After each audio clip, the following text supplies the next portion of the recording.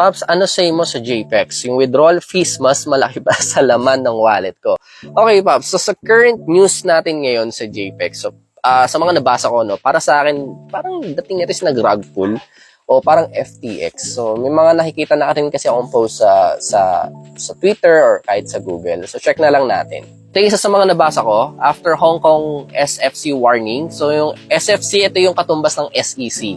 So, yung representative daw ng JPEX parang nawala or vanish, and the withdrawal fee tumaas ng $980.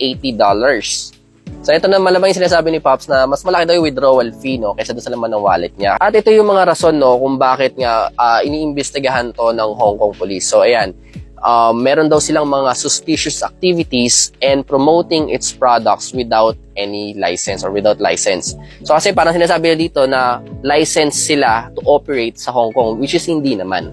Maganda rin tong post na to kasi may picture. Makikita nyo wala talagang tao. Tapos check natin tong isang screenshot na to. So ito mga Pops, pinapakita talaga dito na yung withdrawal fee kay JPEX is 980 USDT. Grabe. So imagine kung meron kang 1,000 USDT dito, $20 na lang o 20 USDT na lang ang makukuha mo. So doon pa lang sa taas ng withdrawal fee nila, medyo nakakapagtaka ng mga Pops. Kasi mapapaisip kayo, again, after lumabas nung balita na yun about them, tinaasan bigla nila yung withdrawal fee para hindi makapag-withdraw yung mga tao na nag-invest sa nila. And kawawa rin naman yung mga tao nagpasok ng pera dyan since hindi na nga nila ma-withdraw.